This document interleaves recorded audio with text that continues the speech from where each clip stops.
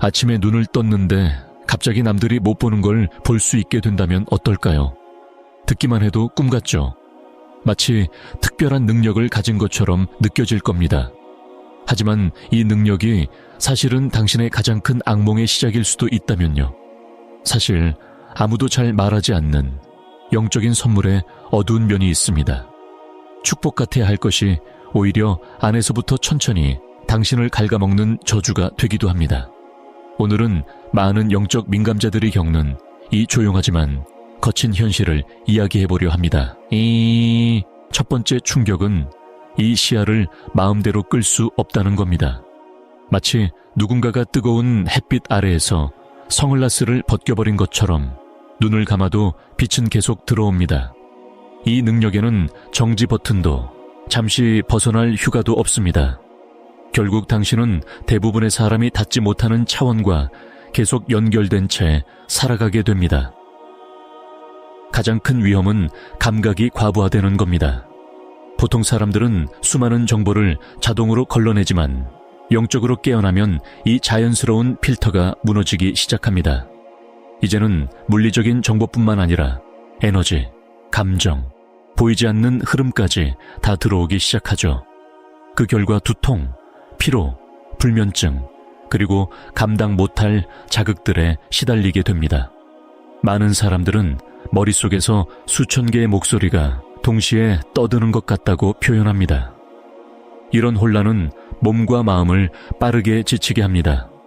두 번째 위험은 현실감의 상실입니다.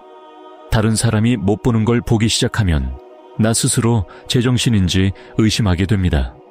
회의 중인데 갑자기 무겁고 답답한 에너지가 느껴지지만 동료들은 아무렇지 않게 대화하는 상황이 그렇습니다. 나는 분명히 뭔가를 느끼지만 아무도 반응하지 않습니다. 그 불일치는 깊은 고립감을 만듭니다. 세 번째 위험은 지식이 늘어나면서 오는 무거운 책임감입니다. 누군가의 미래를 엿보거나 안 좋은 일을 미리 감지했을 때 이걸 어떻게 해야 할지 막막해집니다. 말했는데 안 믿으면 괜히 죄책감이 생기고 말하지 않았다가 일이 벌어지면 더 무거운 죄책감을 짊어지게 됩니다. 네 번째 위험은 당신이 가진 영적 빛이 어둠 속에서 등대처럼 드러난다는 겁니다. 선한 존재만 다가오는 게 아닙니다. 부정적인 에너지와 혼란스러운 의식들도 당신을 향해 몰려듭니다. 당신이 더 많이 볼수록 더 많은 것들이 당신을 보기 시작하는 악순환이 생깁니다. 다섯 번째 위험은 깊은 외로움입니다. 사람과 관계의 본질을 너무 선명하게 보게 되면 다시 예전처럼 순진하게 믿을 수가 없게 됩니다. 모두가 쓰고 있는 가면, 속임수, 얕은 관계들이 다 보이니까요. 이 깨달음은 냉소를 키우고 사랑이나 우정조차도 의심하게 만듭니다. 마지막 위험은 감정 통제력을 잃는 겁니다. 타인의 감정과 에너지를 흡수하다 보면 이게 내 건지 남의 건지 구별할 수 없게 됩니다. 이유 없이 우울하다가 사실은 옆집 사람의 슬픔을 느낀 거였다는 걸 알거나 길에서 스친 낯선 이의 분노가 내게 옮겨오기도 합니다. 결국 영적 각성은 해방처럼 팔리지만 어떤 사람들에게는 오히려 무지할 때보다 더 답답한 감옥이 되기도 합니다. 최소한 무지 속에서는 환상이라도 붙잡고 행복할 수 있었지만 완전한 명료함 속에서는 그 가능성마저 사라질 수 있습니다. 그리고 아무도 쉽게 인정하지 않으려는 잔인한 진실이 있습니다. 모든 사람이 장막 너머를 볼 준비가 된 건 아니며 모든 사람이 이런 능력을 가져야 하는 것도 아닙니다. 한번 열린 문은 다시 닫을 수 없고 감당하기엔 너무 무거운 지식을 평생 안고 가야 할 수도 있습니다. 중요한 건 영적인 눈을 원하느냐가 아니라 그와 함께 오는 돌이킬 수 없는 결과를 감당할 준비가 되어 있느냐는 겁니다. 영적 지각이 선물에서 짐으로 바뀌는 순간이 분명히 있습니다. 하지만 대부분 사람들은 이미 깊이 빠져들기 전까지 그 변화를 알아차리지 못합니다. 그 시작은 아주 미세해서 거의 눈치채기 어렵습니다. 마치 댐에 생긴 작은 균열이 무너지기 직전까지 티가 안 나는 것과 비슷합니다. 또 첫 번째 징후는 수면 패턴의 변화입니다.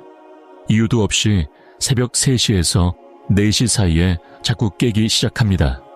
이 시간은 차원 사이의 경계가 가장 얇아지는 때입니다. 의식적으로 알지 못해도 몸은 이미 에너지의 변화를 감지합니다. 두통이 자주 오는데 특히 이마와 목 뒤쪽에서 강하게 느껴집니다.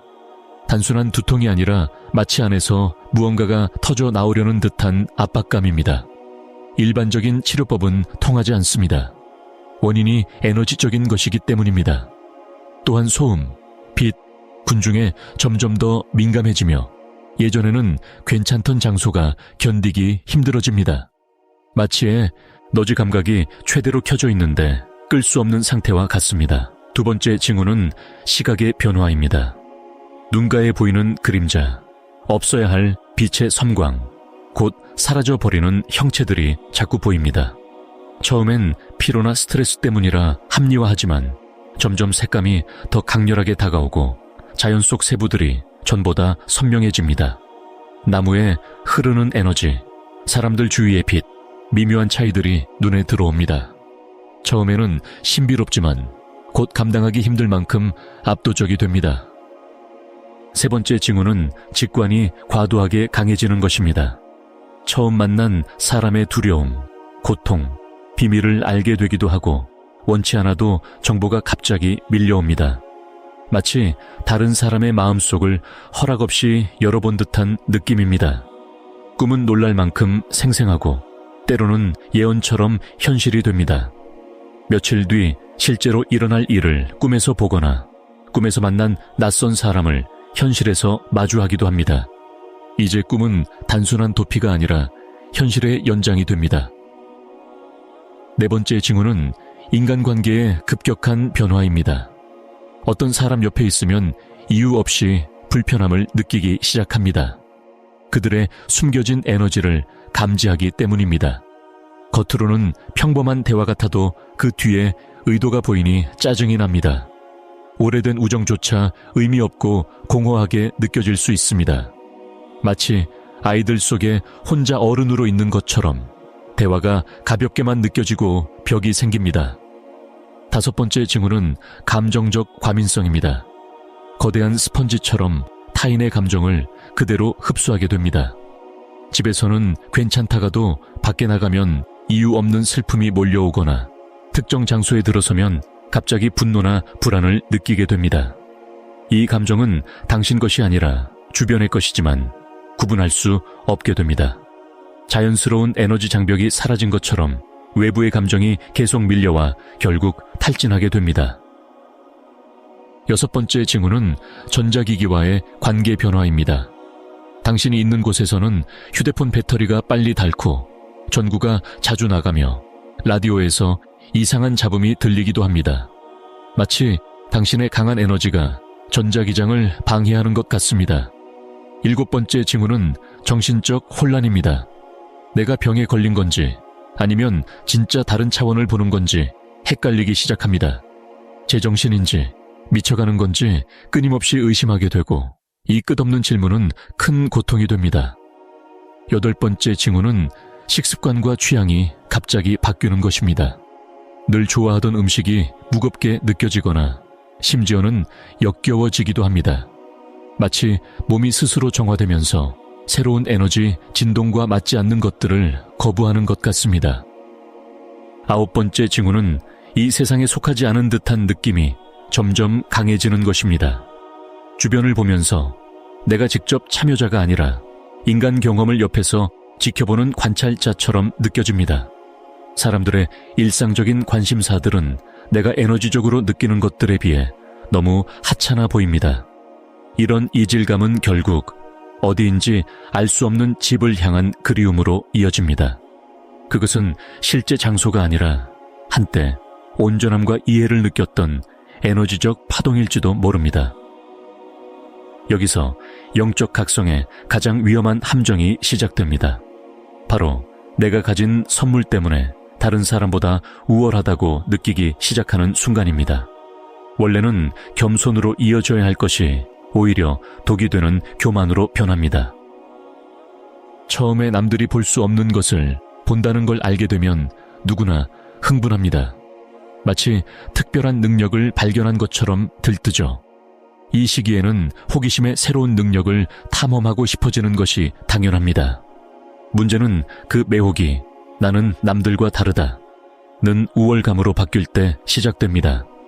가족이나 친구, 동료들을 보면서 왜 이렇게 분명한 걸 못 볼까?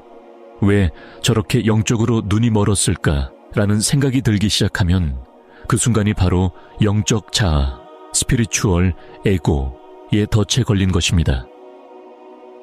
영적 자아는 교묘합니다. 스스로를 더 의식적으로 진화했다라고 포장합니다. 자신이 더 깨어있고 더 우주와 연결되어 있다고 믿게 만듭니다. 일부는 사실일 수도 있지만 그 작은 진실이 나는 더 특별하다는 잘못된 믿음을 만들면 결국 파괴적으로 작용합니다. 그러면서 사람들을 깨어있는 자와 잠든 자로 나누기 시작합니다. 그때부터 평범한 대화 1. 연애, 취미 같은 이야기 가 점점 답답하게 느껴집니다. 내가 우주의 진리를 아는데 이런 얘기로 시간을 낭비해야 하나? 라는 태도는 결국 사람들과 당신 사이에 보이지 않는 벽을 만듭니다. 이제는 누구와도 진심으로 연결되기 어려워집니다. 끊임없이 상대의 영적 수준을 내 경험의 잣대로 평가하게 되니까요. 마치 자신이 영적 평론가가 된 듯합니다. 영적 자아는 여러 방식으로 드러납니다. 첫째, 남들의 환상이나 착각을 바로잡아야 한다는 강박이 생깁니다. 아무도 원하지 않았는데도 굳이 영적 지식을 드러내고 싶어집니다. 둘째, 자신의 영성을 계속 확인받고 싶어 합니다. 내가 가진 통찰이 특별하고 깊다는 걸 인정받고 싶어 하죠. 이 과정에서 다른 사람들의 칭찬에 정서적으로 의존하게 됩니다. 진정한 영적 충만과는 정반대의 길입니다. 셋째, 자신의 능력을 사회적 무기처럼 쓰기 시작합니다. 누가 원하지 않았는데도 리딩을 해주며 힘을 과시하거나 더 나쁘게는 감정적으로 상대를 조종하려 합니다. 돕기 위해서가 아니라 인상을 남기고 지배하기 위해 정보를 꺼내는 겁니다. 넷째, 비판이나 질문을 전혀 받아들이지 못합니다. 내 영적 해석을 의심하는 사람은 무조건 덜 깨어 있다거나 막혀 있다라고 단정 지어버립니다. 내가 틀릴 수도 있다는 생각 자체를 잃어버리게 되죠. 이런 태도는 점점 고립을 만듭니다. 주변 사람들이 당신을 피하기 시작합니다. 그들은 당신과 함께 있으면 평가받고 무시당한다고 느끼기 때문입니다. 그런데도 당신은 그것을 그들이 내 고차원적 에너지를 감당 못하는 증거라고 해석합니다. 실제로는 영성을 빙자한 당신의 오만을 피하는 것인데 말이죠.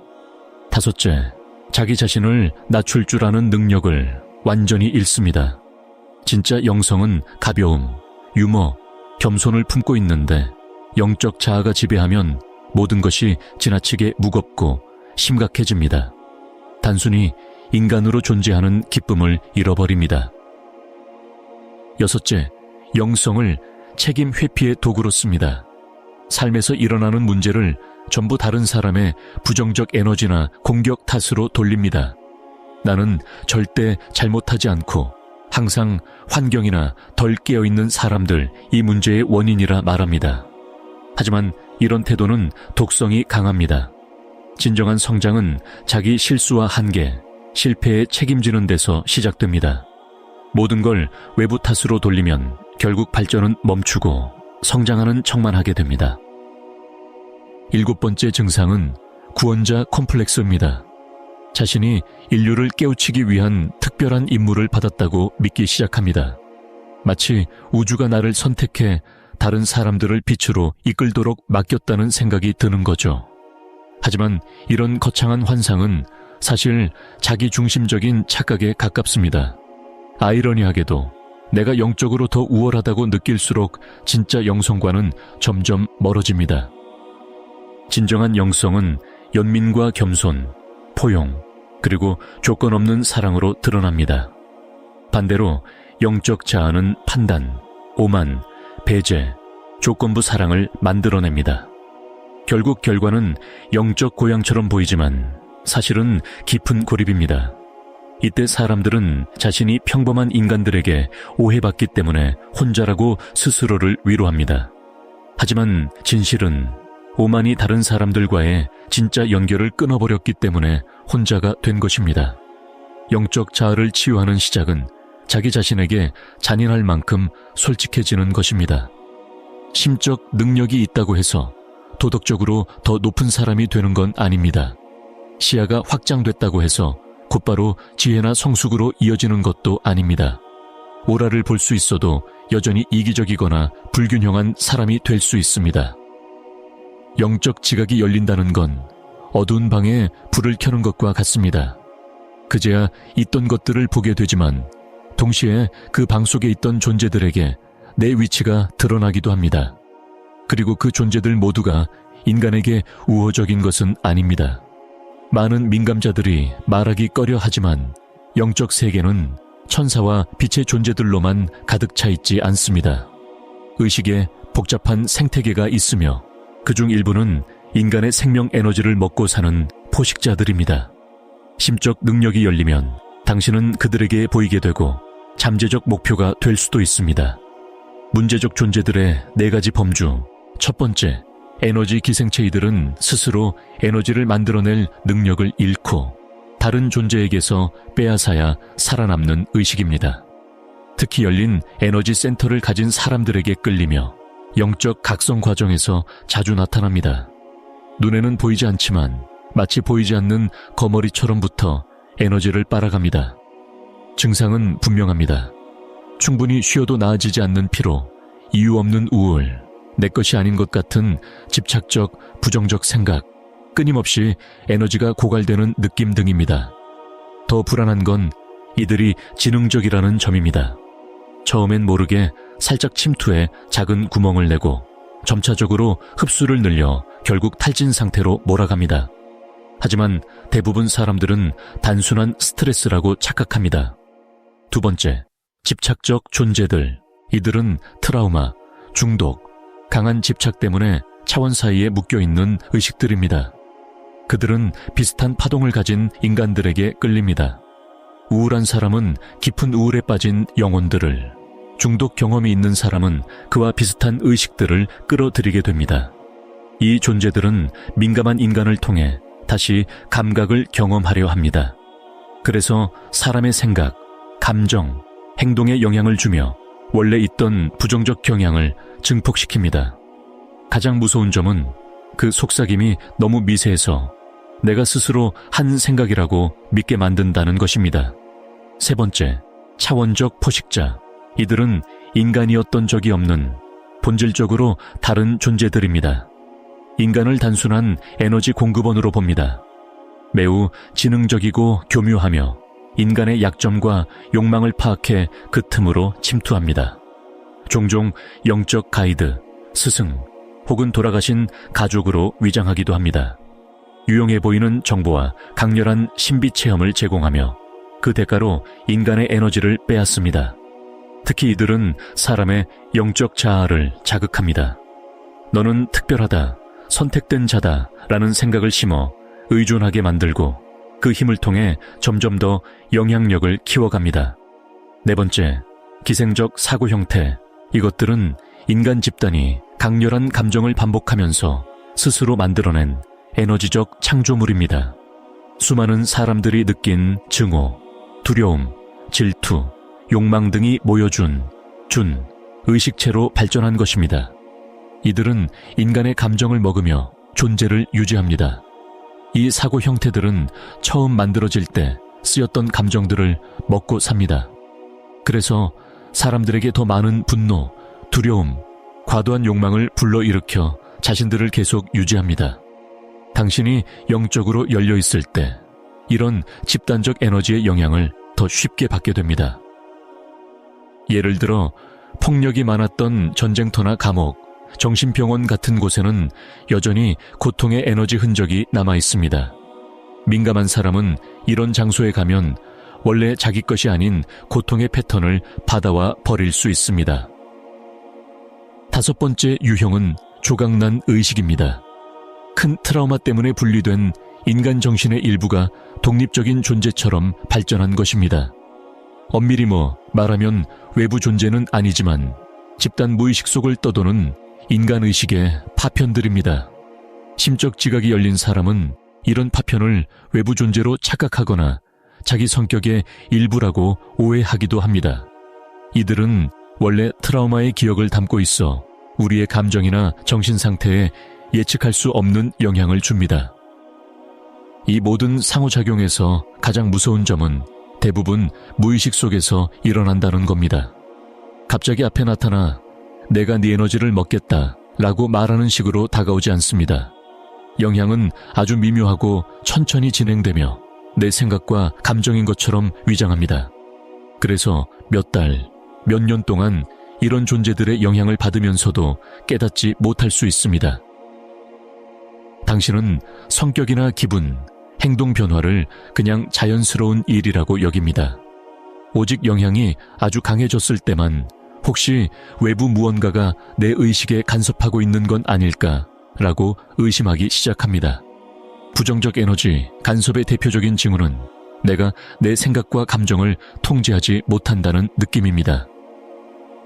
예를 들어 멈추지 않는 강박적인 생각, 평소 성격과 맞지 않는 파괴적 충동, 이유 없는 극심한 기분 변화 등이 있습니다. 또 다른 신호로는 누군가 늘 나를 지켜보는 듯한 존재감, 방 안의 갑작스러운 온도 변화, 전자기기의 잦은 고장, 특정 공간에 느껴지는 무거운 에너지 등이 있습니다. 잔인한 진실은 당신이 심적 능력을 발전시킬수록 이런 기생적 존재들에게 더 매력적인 먹잇감이 된다는 것입니다. 마치 영적 사막 속에서 생명 에너지 레스토랑이 되는 것과 같습니다. 해결책은 지각을 억지로 닫는 것이 아닙니다. 한번 열린 지각은 사실상 다시 닫을 수 없기 때문입니다. 진짜 해결책은 올바른 에너지 보호법과 영적 분별력을 배우는 것입니다. 하지만 보호 기법을 이야기하기 전에 영적 각성의 또 다른 무서운 측면을 이해할 필요가 있습니다. 바로 이 새 지각이 인간관계에서의 연결을 완전히 끊어버릴 수 있다는 점입니다. 민감자들이 느끼는 외로움은 단순히 혼자 있는 것과 다릅니다. 사람들로 둘러싸여 있어도 그들과 나 사이에는 모을 수 없는 깊은 간격이 느껴집니다. 마치 색을 볼 줄 아는 유일한 사람이 맹인들 사이에 있는 것 같고 아이들뿐인 방에 혼자 어른으로 있는 것 같은 느낌입니다. 겉을 넘어 진짜를 보는 눈이 열리면 더 이상 가볍게 어울리며 대화하기가 힘들어집니다. 날씨 이야기, 연예인 이야기, 직장의 사소한 잡담 같은 대화가 무의미하게 느껴집니다. 이미 제작 비밀을 다 알고 소품을 매단 줄과 특수효과 장치를 본 상태에서 아이들 영화를 보려는 것과 같습니다. 환상이 모두 깨진 상태에서는 몰입이 불가능합니다. 영적 각성 이후의 사회적 관계도 이와 비슷합니다. 당신은 사람들의 가면을 꿰뚫어 봅니다. 누가 거짓말을 하는지, 누가 억지 웃음을 짓는지, 웃음 뒤에 어떤 고통을 숨기고 있는지를 알게 됩니다. 말 한마디 속에 숨어있는 진짜 의도도 느껴집니다. 하지만 그 의도는 종종 아름답지 않습니다. 칭찬 속에 숨은 질투, 애정으로 포장된 조작, 우정 뒤에 가려진 경쟁심. 이런 투명한 감정인식은 얕은 관계를 불가능하게 만들 뿐 아니라 깊은 관계를 맺는 것도 어렵게 합니다. 상대의 두려움, 불안, 그림자를 다 본 상태에서 어떻게 진심으로 연결할 수 있을까요? 더 알아가고 싶다는 신비감이 없을 때 친밀감은 어떻게 쌓을 수 있을까요? 그래서 이제는 당신의 이야기를 듣고 싶습니다. 혹시 영적으로 다르다는 이유로 이런 고립을 경험한 적이 있나요? 댓글로 나눠주세요. 얼마나 많은 사람들이 같은 경험을 하는지 알고 싶습니다. 잔혹한 역설은 우주와 영적 차원에 더 가까워질수록 인간 사회와는 점점 멀어진다는 것입니다. 심오한 우주적 이해에 닿으면서도 친구들과 함께 피자를 나누며 웃는 단순한 즐거움은 잃어버립니다. 해답은 과거로 돌아가는 것이 아닙니다. 그것은 불가능합니다. 유일한 해답은 이 확장된 현실을 함께 이해하고 공유할 수 있는 사람들을 찾는 것입니다. 하지만 그것은 결코 쉽지 않습니다. 대부분의 영적 모임에는 여정을 막 시작했거나 앞에서 말한 영적 자아에 갇혀있는 사람들이 많습니다. 진짜 교감은 같은 잔혹한 의식 변화를 직접 겪은 사람들 사이에서만 생깁니다. 하지만 그런 사람들은 드물고 또 대부분 당신처럼 외로움에 상처받아 있습니다. 그들이 서로 만나면 더 이상 자신의 경험을 설명하거나 증명할 필요가 없다는 사실에 큰 안도감을 느낍니다. 하지만 동시에 이 과정에서 잃어버린 것들에 대한 슬픔을 공유하게 됩니다. 현자의 고독은 단순한 조정기간이 아닙니다. 많은 사람들에게는 존재의 영구적인 조건이 되기도 합니다. 결국 두 세계 사이에서 사는 법을 배우게 되는 것이죠. 영적으로는 연결되어 있지만 인간적으로는 단절된 상태. 이는 집단 환상으로 굴러가는 사회에서 맑은 눈을 가진 사람이 치러야 할 대가입니다. 이제 우리는 변형의 지점에 도달했습니다. 지금까지 심적 선물이 가진 위험과 도전을 이야기했다면 이제는 그것을 개인의 저주가 아니라 집단의 축복으로 바꾸는 법을 이야기할 차례입니다. 고통과 충만의 차이는 결국 내가 받은 능력을 어떻게 사용하느냐에 달려 있습니다. 첫 번째 변형, 관점의 전환. 왜 나에게 이런 일이 생겼을까? 라는 피해자 시각에서 이것이 나에게 주어진 이유는 무엇일까? 라는 도구적 시각으로 바꾸는 것입니다. 이 변화는 혁명적입니다. 당신의 선물은 우주의 실수나 벌이 아니라 인류 의식의 진화에 쓰라고 주어진 도구입니다. 능력의 저항을 멈추고 그것을 신성한 책임으로 받아들이기 시작하면 모든 것이 달라집니다. 버거웠던 무게는 목적이 되고 고독은 같은 길을 걷는 이들을 돕기 위한 준비가 됩니다. 두 번째 변형, 민감성의 재발견. 극도의 민감성은 약점이 아니라 치유자가 될 자격입니다. 인간 고통의 여러 면을 직접 경험한 사람만이 진심으로 다른 이들의 고난을 도울 수 있습니다. 당신의 상처는 수많은 이들을 위한 지혜가 됩니다. 잠 못 이룬 밤은 다른 이들의 불면을 이해하게 하고 외로운 시간들은 수많은 이들의 고독을 공감할 수 있게 합니다. 스스로 제정신을 의심한 순간들은 같은 싸움을 하는 이들에게 더 큰 연민을 줍니다. 세 번째 변형, 진실을 드러내는 능력 가면을 꿰뚫어 보는 힘을 부드럽게 사용하면 다른 사람들이 그 가면을 벗고 더 진실하게 살도록 도울 수 있습니다. 독성이 있는 관계를 감지하는 눈은 누군가를 해로운 관계에서 벗어나게 할 수 있고, 디스펑셔널한 가족 패턴을 알아보는 통찰은 세대 간의 트라우마를 끊는 데 도움이 됩니다. 숨은 동기를 보는 감각은 더 의식적인 선택을 하도록 돕습니다. 네 번째, 변형, 다리가 되는 것. 영적 차원과의 연결을 바탕으로 신비적 체험을 누구나 이해할 수 있는 언어로 번역할 수 있습니다. 영적 현상을 신비하게 포장하는 대신 깨어나려는 사람들이 현실 속에서 통합할 수 있도록 돕는 겁니다. 많은 사람들이 체험은 하지만 그것을 해석할 맥락이 부족합니다. 당신은 그 맥락을 제공할 수 있습니다.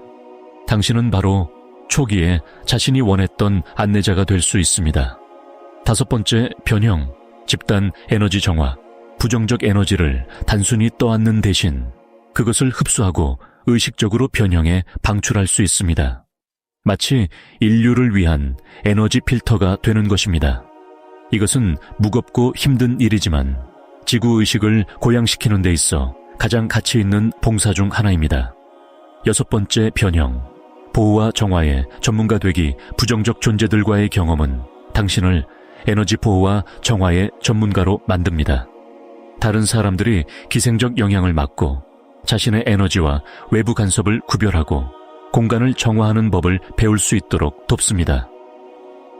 이 분야는 점점 더 많은 사람들이 필요로 하고 있으며 당신의 어려운 경험은 오히려 강력한 자격이 됩니다.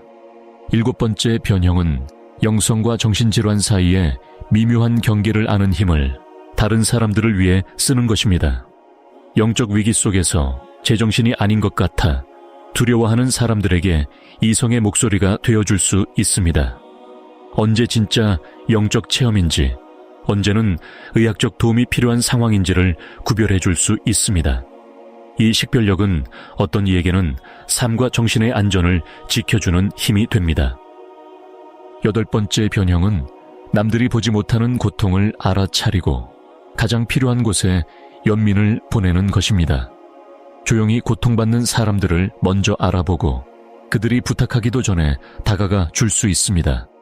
전문가가 아니어도 괜찮습니다.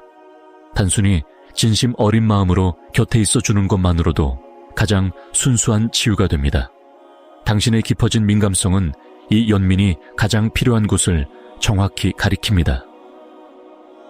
9번째 변형은 물질 세계가 단단한 현실이 아니라 일종의 환상이라는 것을 깨닫고 그 통찰로 다른 이들이 정신적 한계를 벗어날 수 있도록 돕는 것입니다.